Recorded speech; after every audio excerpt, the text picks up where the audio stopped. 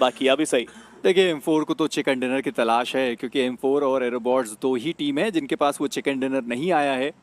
और आज वो उम्मीदें ज़रूर लेकर आए होंगे कि कम से कम एक चिकन डिनर तो निकालें।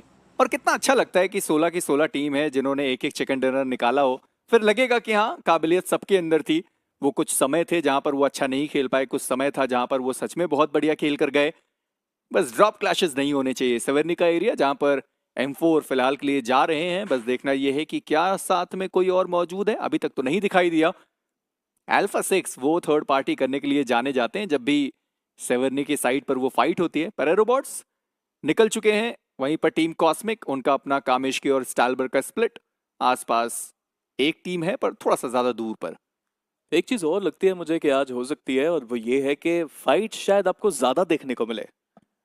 टॉप टीम्स ज्यादा प्रेशर होगा नहीं उनके ऊपर। वाइल्ड फैंक्स में भी वो चाहेंगे कि वो अटैक करे सबके ऊपर, जैसे कल वीएसटी ने करके दिखाया था। And they were ruthless. जहां उनको कोई अपोनेंट मिल रहा था वहां पे वो आक्रमण कर रहे थे। आज भी वैसी प्लानिंग हो सकती है, पहले लूट करने के बाद। बट ऑटोबॉट्स, क्या एक ड्रॉप क्लैश लेना शुरुआत में जब आपको बहुत जरूरत है पॉइंट्स की, एक सही निर्णय उनके लिए? बिकॉज अभी के लिए तो वीएसटी बहुत स्ट्रांग है और बहुत करीब है दोनों टीम्स एक दूसरे के। और देखिए, वैसे भी ऑटोबॉट्स का जो ड्रॉप लोकेशन है वो नोवर रिप्नॉय है। और अब ये सर्कल देखकर मुझे नहीं लगता कि वो ड्रॉप क्लैश लेना चाहेंगे। वो सीधा गाड़ी उठाएंगे और मिल्टा से होते हुए वो नोवर रिप्नॉय जाना ज्यादा पसंद करेंगे। हाँ, अगर आप इनिशियल लूट कर लेते हैं तो आपके लिए ज्यादा फायदेमंद हो सकता है। और वहीं पर अली बाबा रेडर्स के जो खिलाड़ी थे वो निकल गए, उन्होंने गाड़ी उठाई और वो चलते बने। पर ऑटोबॉट्स अभी तक वो नहीं निकले। पर वहीं पर अगर यासनाया पोलियाना की चर्चाएं करी जाए, टीम वीएसटी वर्सेस शायद ओएमजी, उनकी भी टीम यहाँ पर मौजूद है। थोड़ा बहुत डैमेज दिया गया था सिराज को।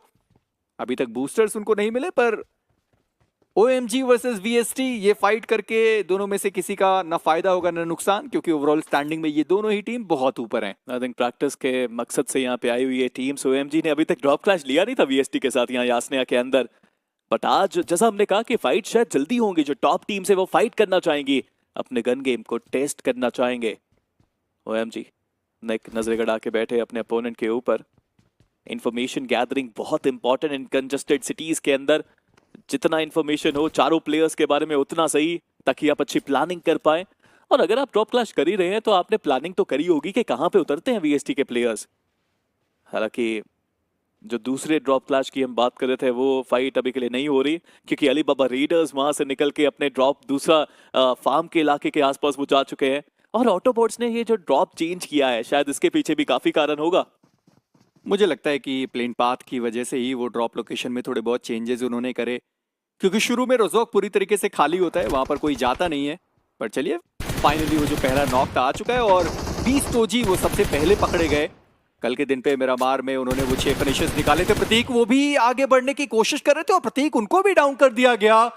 यानी कि वीएसटी दो खिलाड़ियों के नुकसान पर है और जो दो बाकी बचे हुए खिलाड़ी हैं वो काफी ज्यादा दूर आपको दिखाई देंगे। 20 टोजी उनका एलिमिनेशन हुआ, प्रतीक वो भी बाहर हुए और अब यत्नेश और शिराज उनके कंधों पर ये जिम्मेदारी है।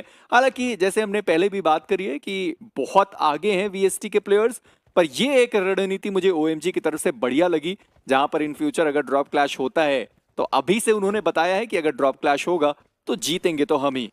काफी अमेजिंग यहाँ पे स्टार्ट देखने को मिला उनकी तरफ से, और वीएसटी के प्लेयर्स अब पीछे जाते हुए। मैं थोड़ा हैरान था, क्या प्रतीक के पास स्मोक नहीं था बीच में करने के लिए, या फिर वो इतना ज्यादा जल्दी उधर प्लेयर को रिवाइव करना देना चाहते थे? क्योंकि अगर थोड़ा सा रुकते, शायद दूसरा रास्ता पकड़ते, पॉसिबल था कि वो पहुंच जाते। हालांकि डैमेज बहुत पड़ चुका था उस प्लेयर को जो नॉक थे। हल्की सी जल्दबाजी में ये गलती हुई और दो प्लेयर्स गवा दिए वीएसटी ने। डू और डाई मीनवाइल, इनका भी काफी अच्छा हमने अभी तक का सफर देखा। हाँ, कंसिस्टेंट इतने ज्यादा नहीं थे, बट काफी सारे मैचेस ऐसे निकाले जहां पे रोटेशंस ने सबको प्रभावित करा, और वो रोटेशंस के चलते उनको आखिरी में जाके फिनिशेस भी मिले हैं। वेड्स, एक्सपीरियंस की कोई कमी नहीं इस प्लेयर के पास, बट कहीं ना कहीं एक्सपीरियंस का होना और उसको दिखाना मैचेस के अंदर वो एक अलग चीज है। और अभी तो ये टूर्नामेंट शुरू हुआ है और बहुत कुछ करना बाकी है वेड्स के लिए। देखिए, जब आप डू और डाई की बात कर ही रहे हैं तो थोड़े बहुत स्टार्ट्स की भी चर्चाएं वहां पर होनी चाहिए। अगर हम पूरी टीम की बात करें तो उनके पास आप कह सकते हैं, अगर हम ऐसे एक सिंगल इंडिविजुअल प्लेयर की बात करें, अवनीश, देखिए अभी तक उन्होंने फिनिशेस बहुत निकाले हैं। 26 इन टोटल उनके पास फिनिशेस हैं और 13 फिनिशेस उन्होंने मिरामार के मैच पे निकाले हैं। 6 मिरामार के मैचेस खेले गए, वहां पर उन्होंने 13 फिनिशेस निकाले। बाकी अगर आप 12 मैचेस देखते हैं इरांगल और सैनहॉक, वहां पर दोनों मिला के उन्होंने 13 पॉइंट्स निकाले, 13 फिनिशेस निकाले। और बड़ी बात ये नहीं है कि उन्होंने मिरामार में वो 13 फिनिशेस निकाले, बड़ी बात ये है कि कल के दिन पर भी वो फाइट उन्होंने मिरामार में हारी थी। डे 2 पर भी हमने देखा 4v4 की प्रॉपर फाइट डू और डाई ने वहां पर हारी थी। उसके बावजूद उस प्लेयर के पास मिरामार में ही सबसे ज्यादा फ्रैग्स हैं। और मैं जरूर चाहूंगा कि इरांगल पे भी कुछ उसी तरीके से खेल दिखाया जाए, क्योंकि डू और डाई वो एज लाइन पर फंसे हुए हैं। अगर थोड़ी भी गलती होती है, कोई भी टीम नीचे से आएगी और आपको बाहर कर कर खुद का स्थान वहां पर वो साबित करेंगे। अगर 120 हम मान रहे हैं मेजी, तो 16 पॉइंट चाहिए 6 मैचेस में।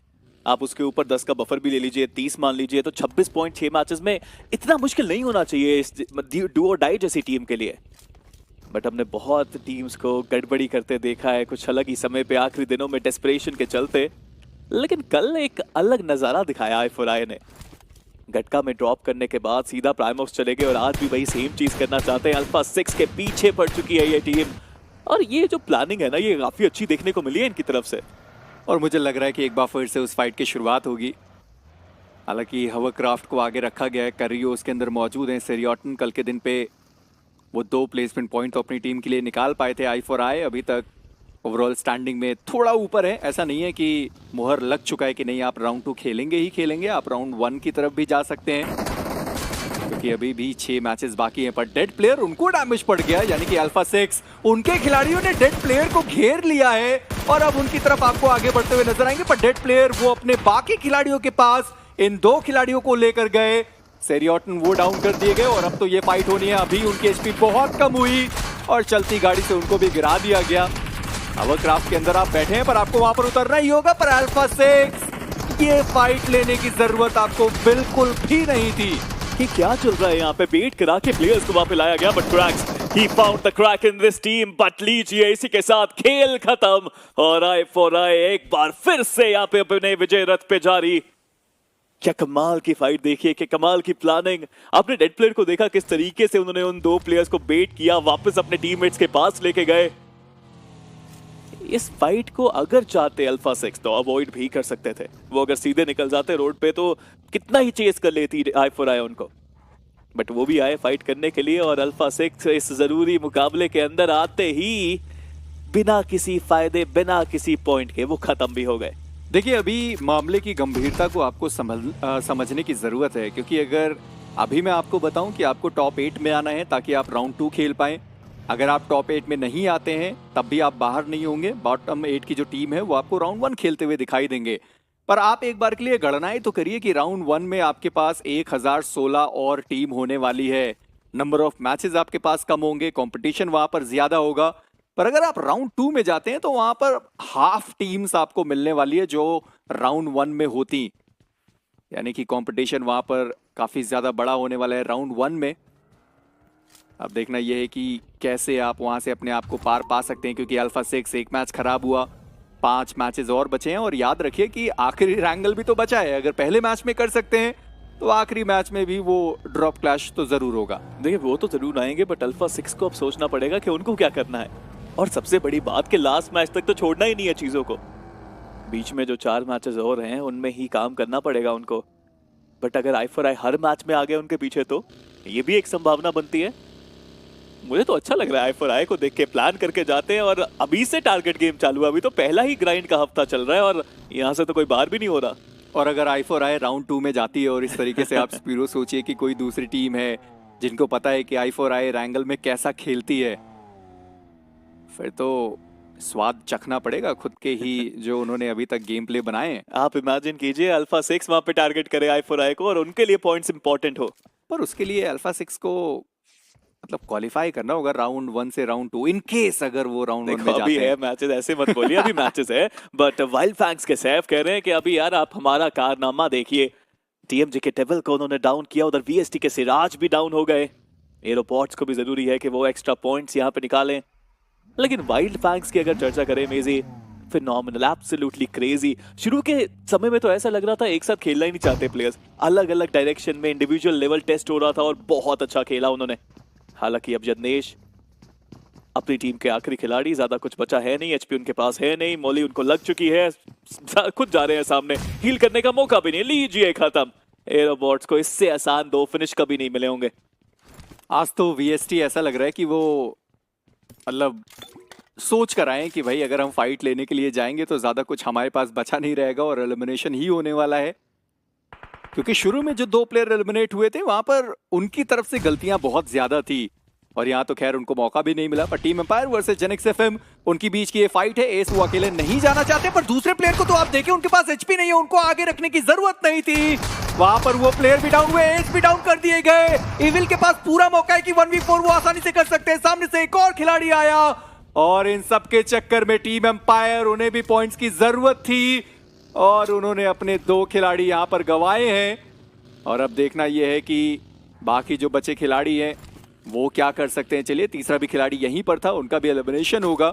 पर स्पिरो, मैं अभी भी सोच रहा हूँ जिनकी एचपी कम थी, ठीक है आपने निर्णय बढ़िया बनाया कि आप उनको आगे भेजेंगे, पर पीछे से बैकअप भी तो आना चाहिए था। उनको पता ही नहीं था वो प्लेयर है वहां पे, वो सरप्राइज अटैक था उनके लिए, बिकॉज अगर पता होता तो आप ऊपर क्रॉस हेयर रखते, ना कि सामने क्रॉस हेयर रखते। और टीम अंपायर अगर अभी तक देखें तो गन गेम इतना अच्छा नहीं रहा है उनका, पोजीशन गेम प्ले बहुत अच्छा रहा है और गन गेम को सुधारना तो पड़ेगा।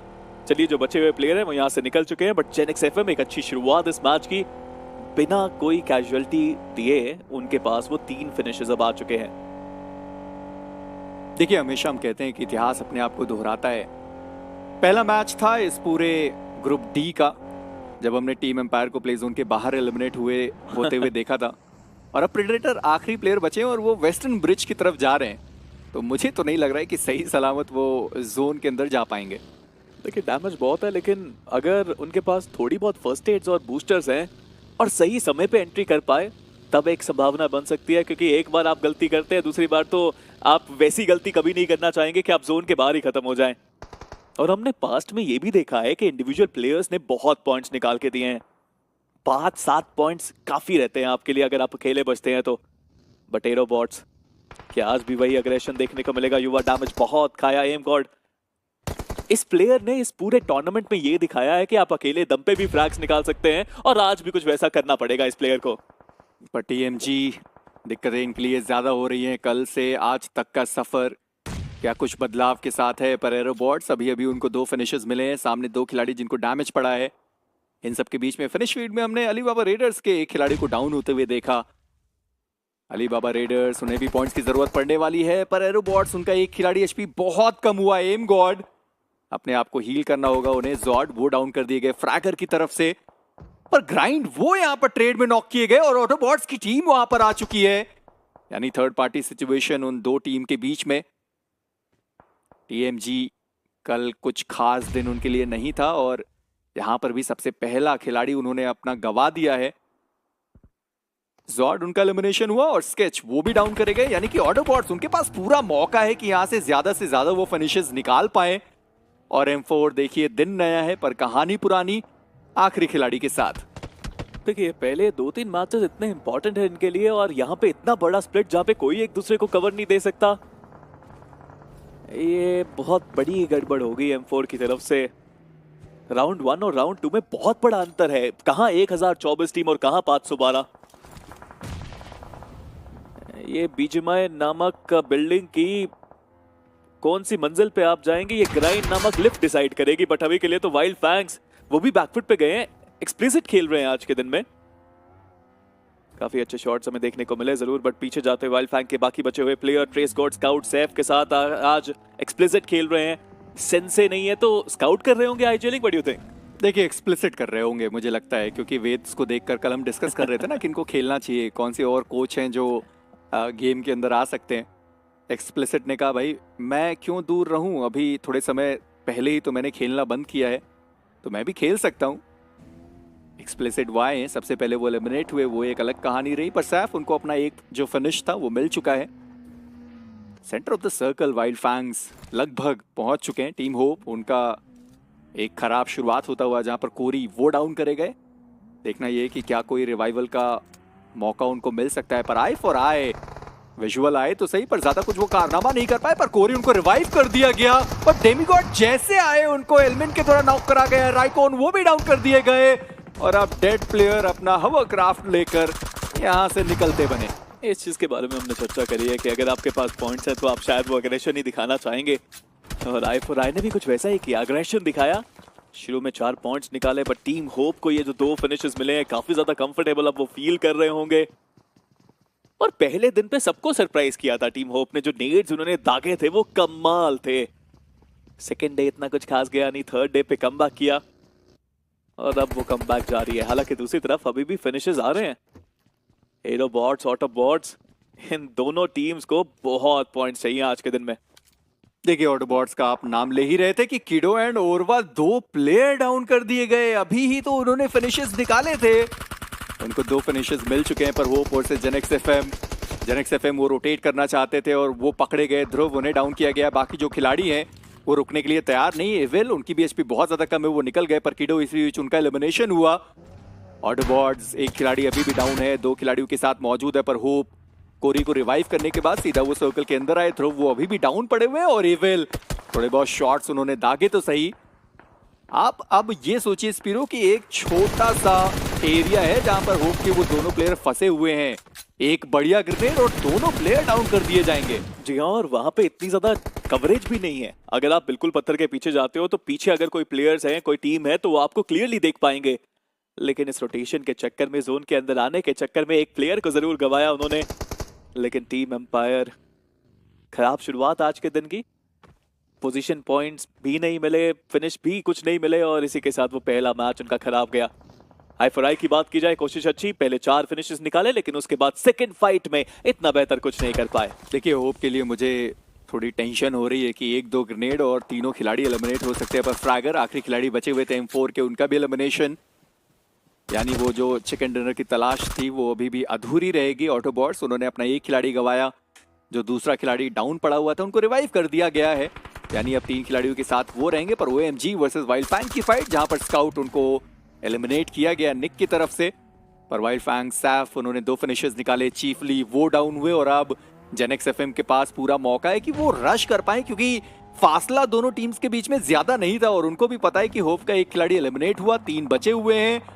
पर जेनेक्स एफएम वो भी थोड़ा नुकसान में है, क्योंकि उनके पास भी 3 ही प्लेयर हैं। जेनेक्स एफएम को थोड़े बहुत और पॉइंट चाहिए होंगे। अगर वो आज 5-7 पॉइंट हर मैच में निकालते हैं, फायदा मिलेगा। बट एविल का वो नेट कमाल साबित हुआ, और वो एक नेट जिसके बारे में हम चर्चा कर रहे थे, वो एक नेट सही जगह पे गया। और होप, आज शुरू में होप जगाई जरूर, बट यही वो एरिया था जिसके बारे में हमने चर्चा करी, वो एक नेट कंजस्टेड एरिया में, and that's all they gonna get. बेहतरीन एफर्ट, जेनेक्स एफएम 7 फिनिशेस, इतना काफी है। मतलब 10 पॉइंट हर मैच में आराम से, बहुत इजी क्वालिफाई। मैं अभी भी सोचता हूं कि अगर हम सोच सकते हैं कि वो जगह सही नहीं है, तो क्या होप को नहीं पता होगा कि वो जगह सही नहीं है?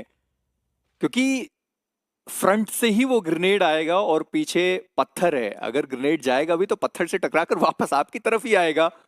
पर चलिए ठीक है, टीम होप एलिमिनेशन हुआ, प्लेसमेंट पॉइंट उनको नहीं मिले। पर टीम कॉस्मिक, उन्होंने अपना एक खिलाड़ी जॉर्ड सबसे पहले गवा दिया था।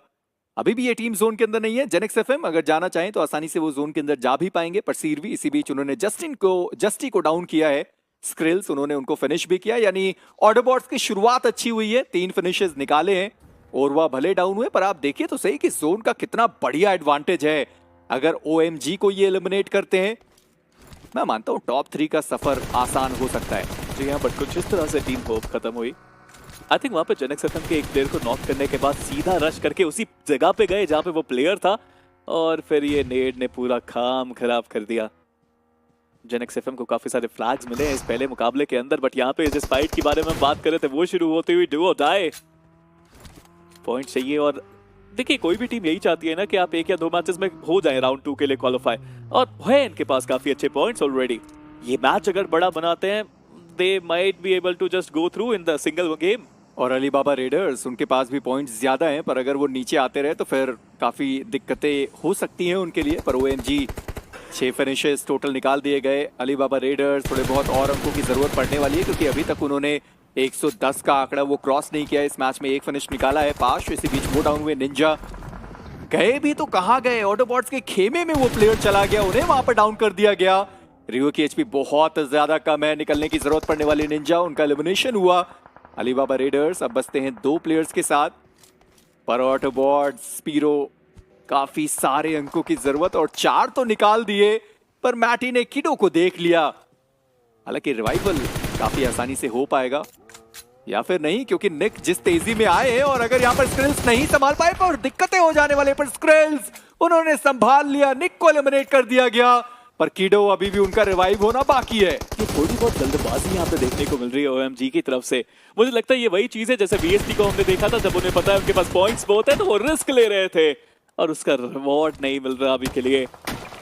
निक बहुत तेजी से आए और कहीं ना कहीं वो पेड़ और गाड़ी के बीच में फंस गए। उतरने के बाद कुछ खास वो कर नहीं पाए, बट ऑटोबॉट्स फाइनली थोड़ा एक्स्ट्रा एफर्ट, किडो को रिवाइवल मिलेगा नहीं मिलेगा इस पे बहुत कुछ निर्भर करता है, बट एरोबॉट्स उनके लिए भी जरूरी मुकाबला और वहां पे फ्लेक्स को डाउन किया गया। और एरोबॉट्स तो खैर मुश्किलें उनके लिए बहुत ज्यादा बढ़ चुकी हैं। अब देखना यह है कि अलीबाबा रेडर्स क्या वो भी खुद को संभाल पाते हैं या फिर नहीं। जॉनी को रिवाइव कर पाना मुश्किल है। स्मोक्स तो उन्होंने डाल दिए हैं, पर मैटी को उतना फर्क पड़ना नहीं चाहिए क्योंकि ओवरऑल स्टैंडिंग में ओएमजी बहुत ऊपर है। ऑटोबॉट्स 5 फिनिशेस उन्होंने निकाले। जी हाँ, किडो रिवाइव हुए थे, अपने आप को उन्होंने हील किया, जॉनी को उन्होंने एलिमिनेट भी कर दिया और अब वो मैटी के ऊपर चार्ज करने के लिए तैयार हैं। मुझे बस देखना ये कि मैटी क्या ग्रेनेड है उनके पास। जी हाँ, 5 ग्रेनेड है। कुक करना उन्होंने चालू किया है और एक सिंगल ग्रेनेड से वो 2 खिलाड़ियों को डाउन कर सकते हैं। एक पहला ग्रेनेड अंदर जाता हुआ, सीरवी वो सैफ के द्वारा डाउन कर दिए गए। मैटी उनके ऊपर वो डैमेज पड़ा तो सही, पर अपने आप को हील करते हुए दिखाई देंगे। एक और ग्रेनेड आया, मैटी एक बार फिर से उन्होंने खुद को बचाया तो सही, पर इस ग्रेनेड से नहीं बच पाए। मैटी का एलिमिनेशन। ऑटोबॉट्स एक और फिनिश उनके खाते में, टोटल 7 हो चुके हैं। सीरवी वो अभी भी अपने घुटनों पर। ये जज्बा अच्छा लग रहा है देख के मुझे ऑटोबॉट्स का, जिस तरह से वो खेल रहे हैं। बट गाड़ी लेके सीधा पुश किया, लाजवाब सीट चेंज करिए, एक प्लेयर को नॉक किया और गाड़ी से फिर दूसरे को कुचल दिया। लाजवाब ट्रेस गॉड, ये नए प्लेयर्स नई पहचान बनाते हुए। हालांकि ट्रेस गॉड के पास जो एफएस के साथ का एक्सपीरियंस है वो और भी काम में आता हुआ। He is a new star, a shining star, but evil अपने ही नेट से अपने आप को उन्होंने नॉक किया। जेनेक्स एफएम की मुश्किलें बहुत बड़ी, इसी के साथ वो भी समाप्त। 7 फिनिशेस जरूर उनको मिले, बट वाइल्ड फैंग्स और ट्रेस गॉड मेजी ये कुछ अलग था। देखिए वो रिप्ले में हम जरूर देखना चाहेंगे और बार बार देखना चाहेंगे जिस तरीके से ट्रेस गॉड ने सीट स्विच करिए, मारा है, फिर वापस बैठे और गाड़ी चलाई, दूसरे प्लेयर को कुचल के वो निकल गए। मजेदार ये माहौल हमें दिखाई दिया। सैफ 3 फिनिशेस के साथ हैं, ट्रेस गॉड उन्होंने 2 फिनिशेस निकाले। पर किडो अब बचे हैं आखिरी खिलाड़ी अपनी टीम से। यहां पर भी एलिमिनेट हुए तो मात्र 1 प्लेसमेंट पॉइंट मिलेगा। नो डाउट आपने वो 7 फिनिशेस निकाले, पर जेडी को तो आप देखें जिनके बारे में अभी तक हमने बात नहीं करी। 1 फिनिश निकाला है, चारों प्लेयर्स के साथ हैं और जोन का कितना बड़ा एडवांटेज है, क्यों बोल रहा हूं मैं। पर इसी बीच नॉइजी बॉय उन्हें डाउन कर दिया गया। जी हाँ, but Jubilant divine e sports क्या एक चिकन बैक टू बैक लेके जा सकते हैं, क्योंकि मुश्किलें अभी भी बड़ी है उनकी। यहाँ पे नॉइजी बॉय खत्म हो चुके हैं, बट एम्बुश ये पोजीशन काफी क्रूशियल उनकी टीम के लिए। एज अ टीम अभी तक ज्यादा खेलते हुए नजर नहीं आई जेडी, बट ये नेट बहुत करीब था, कैसे बचे वेट्स वहां पे। चलिए कोई दिक्कत नहीं, एम्बुश ने वहां पे नॉक किया। डू और डाई उनका भी ये अग्रेशन थोड़ा हाफ हार्टेड नजर आया, बट नेक्स्ट एक बार फिर से वही गलतियां, हड़बड़ी है, गड़बड़ी है, नेट अपने ऊपर ही कर बैठे और उससे उनको डैमेज भी पड़ा है। पर अब शायद जेडी को समझ में आया कि हमने प्लेयर्स को नॉक करे, पर एम्बुश क्या कर रहे हैं आप वहां पर। तो मोलोटॉव पहले से ही पड़ा हुआ है और नेक्स्ट का ही वो मोलोटॉव था और खुद के प्लेयर के मोलोटॉव में वो खिलाड़ी चले गए, जहां पर ये जेडी पूरी फाइट बहुत आसानी से जीत सकती थी। अब वो मात्र 2 प्लेयर्स के साथ बचे हुए हैं और डू और डाई उनका एक भी प्लेयर एलिमिनेट नहीं हुआ। स्पीरो चारों प्लेयर के साथ है वो, पर एरोबॉट्स को आप देखें, जो हम कह भी रहे थे कि आज के दिन पे वो प्लेसमेंट ओरिएंटेड गेम खेल सकते हैं। पाश अभी तक एलिमिनेशन उनका हुआ नहीं, आर्थर को एलिमिनेट किया गया। हाईएस्ट फ्रैगिंग प्लेयर है अपनी टीम से। एक और ग्रेनेड उन्होंने थ्रो किया, एक और ग्रेनेड उन्होंने थ्रो किया है और वो बिल्कुल चाहते नहीं है कि जिन खिलाड़ी को उन्होंने नॉक किया है वो रिवाइव हो भी पाए, पर अर्नी उनको तो जरूर रिवाइवल मिल भी जाएगा। और पाश का वो ग्रेनेड, टीएमजी फ्रैंकलिन वो भी एलिमिनेट हुए और टीएमजी अब एक खिलाड़ी के साथ। मुश्किलें बहुत टीएमजी के लिए, कल का दिन बिल्कुल भी अच्छा गया नहीं। कल के दिन की शुरुआत 7वें पोजीशन पे करी थी इस टीम ने और उसके बाद वो पीछे बस चलते ही चले गए। मुश्किलें बहुत, बट फ्लेक्स अकेले 3 प्लेयर्स सामने से, कोई फायदा हुआ नहीं, बट दूर से अभी भी स्प्रे आया। डीओडी के भालू ने वहां पे वो नॉक निकाला। एरोबॉट्स फिनिशेस इतने आए नहीं और अभी तो टॉप 5 में आप आ पाए हैं। यहाँ पे भी इतने पॉइंट्स नहीं मिलेंगे आपको, बट एम गॉड वो अग्रेशन, वो ओवर अग्रेशन भारी पड़ा और एरोबॉट्स एक एक करके ये प्लेयर्स बिखरते हुए नजर आ रहे हैं अब हमको। ये तो एक बहुत बड़ी गलती थी जब आपको पता है कि आपके पास यूटिलिटीज नहीं है, सारे ग्रेनेड्स आपने यूज में डाल दिए हैं, मोलोटॉव आपके पास नहीं है, स्मोक्स नहीं बचे। तो अगर आपको जाना भी है तो आप एक साथ जा सकते थे। पर नेक्स्ट अब वो बचे हैं आखिरी खिलाड़ी अपनी टीम से। जी नहीं, एक और खिलाड़ी है टीम जेडी के, डेसन, जिन्होंने कल चिकन डिनर दिलाया था अपनी टीम को।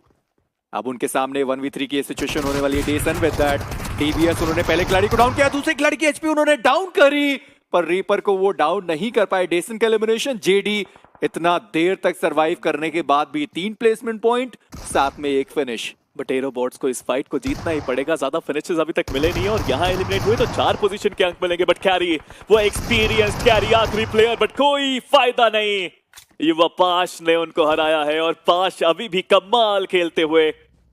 5 फ्लैग्स टोटल और टीम कॉस्मिक, जिनके पास ऑलरेडी काफी सारे पॉइंट्स थे, 108 पॉइंट्स थे इनके पास, इसी गेम में चाहते हैं कि वो 120 का आंकड़ा आराम से पार कर लें। पर किडो को तो देखिए, स्पीरो वो टॉप 3 तक अपनी टीम को ले आए, यानी कि 5 प्लेसमेंट पॉइंट उनको मिलने वाले हैं। और सामने से आता हुआ खिलाड़ी भी उन्होंने देख लिया, एक और एक्स्ट्रा फिनिश शायद वो अपनी टीम के लिए निकाल पाए। जी नहीं, रैंडम शॉट्स उनको पड़े हैं और खुद को बचाने की एक बार फिर से कोशिश। स्मोक्स किए जाएंगे पर कोई फर्क नहीं पड़ने वाला। अवनीश, हमने पहले भी कहा है कि ये खिलाड़ी टॉप फ्रैगर है अपनी टीम से और इस मैच में भी उन्होंने 3 फिनिशेस निकाले। पर ऑटोबॉट्स वो खुश होंगे, 5 प्लेसमेंट पॉइंट और साथ में वो 7 से 8 फिनिशेस।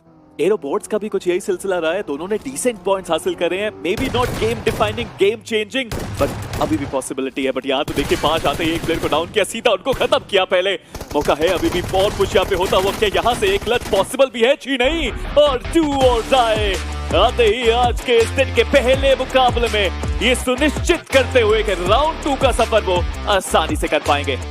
जी हाँ, और साथ ही साथ आप टीम कॉस्मिक के लिए भी वही